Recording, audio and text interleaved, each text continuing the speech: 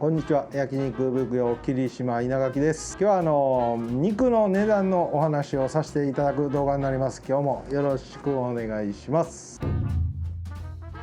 僕もこの肉屋さんの業界に入ってもう何年経つんかな、30何年、もうじき40年近くこのお肉業界に僕はいますけれども、僕が入った時はね、配達という感じで前にもお話ししたことがあるかもしれませんけれども、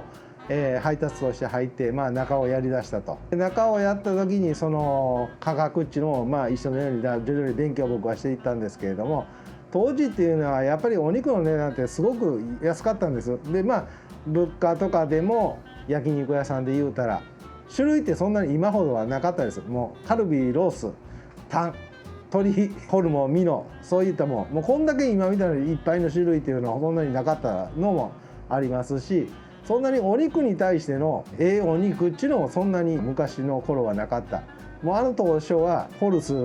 の牛をカルビにしたりとかね、タレつけてしまうんやから何の肉でもええわ、輸入物でもええわっていうのが焼肉屋さんも多かったです。で焼肉屋さんでそういう輸入物のお肉やホルスのお肉を使って商売されるのは多かったし、家族で経営されてるお店も結構多かったですね。お父さんお母さん子供たちがおるとアルバイトしてるとかね。で昔ながらのこの辺やともう味噌でもう真っ黒けになるようなねタレでそういうのを使ってみるところが多かったです。で値段的に言うても牛も豚も今と比べると牛肉とかでいうとホルスのバラとかでも1000円1000円だと思うしね。で和牛とかでもバラとかいうと1500円ちょいとかね、そういう時期やった。ただその時はロースは高かったね。サーロインとかね、ものすごく高かった。ロース、肩ロースっていうのはすごく高かったし、よく売れよった。でもも系はもう全くあんまり焼肉屋さんでも使われるとこは少なかったから、そんなに売れてなかった。なぜ持っていくかっていうと、ユッケを作るために、ユッケと刺身を作るためにその焼肉店に納品したりっていうのが多かったし、で僕は肉屋さんをしてずっと見てきた中でも鶏肉というのもかなり国産と、今はね輸入物とか鶏になるとブラジルももが今は割に主流になっとるけど、僕らのその昔の時代は US の鶏ももは主流やった。お弁当屋さんでもその US の鶏ももを使われるとこはすごくあった。あの時は結構お弁当屋さんとかでもかなり儲かっとったんちゃうかな。鶏もも安かったですもん。当時でキロ150円キロ150円でね、キロ150円でね、昔はむちゃくちゃ儲かったんちゃうかな。でタンとかでも安い時やと IBP のタンの冷凍で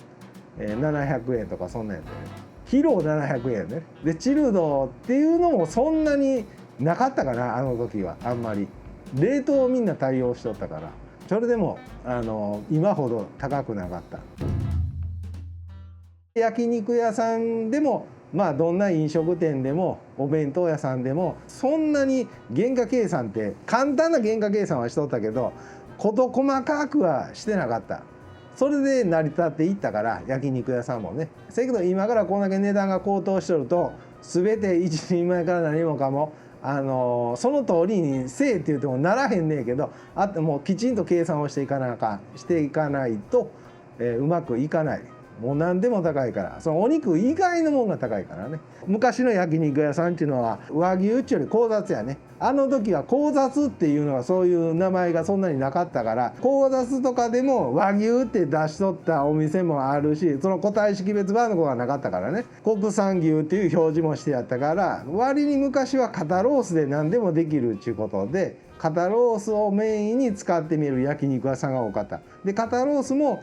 こういうブロックがあったらそれを6等分か5等分、大きさにもよるけどね。でこうやって短冊にこうやって切っていって、それを焼肉屋さんが今でいう座布団のとこやね、上を取ってとこだけを上カルビとかね、そういうのに出してみえた。であとこの下のとこは使いにくいからみんな捨て取ったっていう人も僕は知っとる。だからその上カルビの値段でも当時で1200300円やから値段やったと思う。で肩ロースっていうのは今とはあんまり変わってないところもあるけどね、昔の方が安かったかな。肩ロースやと芯の方やとロース、こっちの座布団のところ上カルビで、下のちょっと面倒くさいとかもう全部捨てとるっていう人も本当に見えた。それで賄えていったんだよね。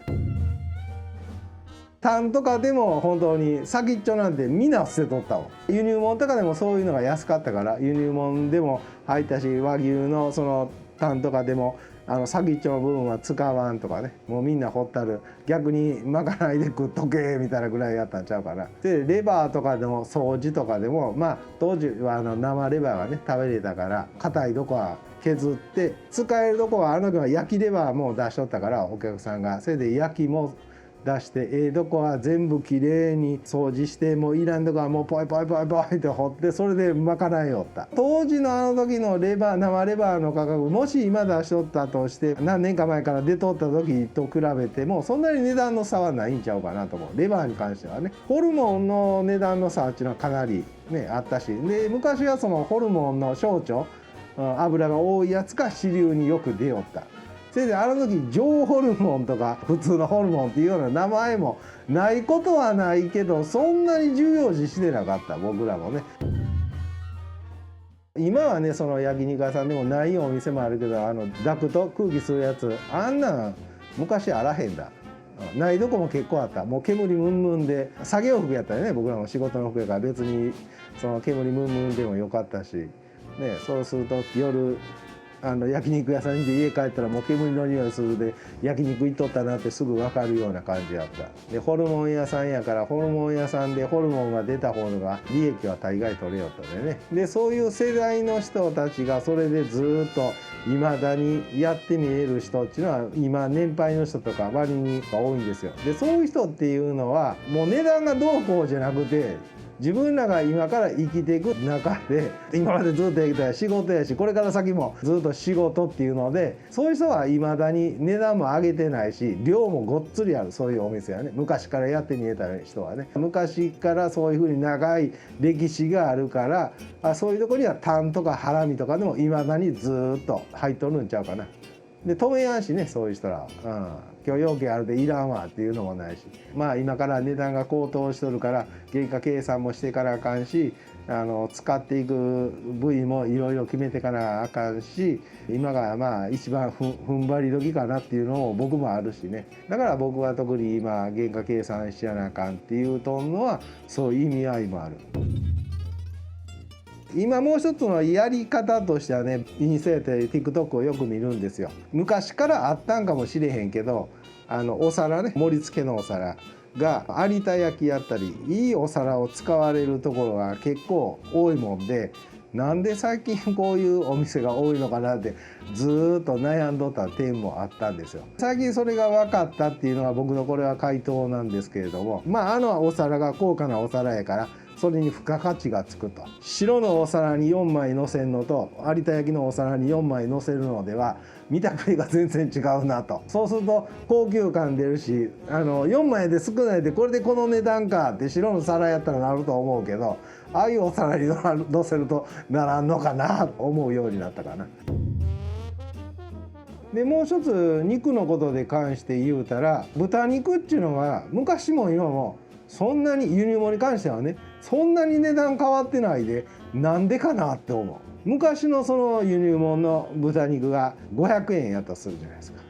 じゃあ今のこの市場性で言うたら、800円か900円になっとらなあかんっていう計算になるでしょ。昔500円、今大概高ても600円か700円、高ても700円かな。でもその700円の時でも一時だけやでね。ほんとまた普通にまた戻ってくるんで、あれは何やろって思う。うすうす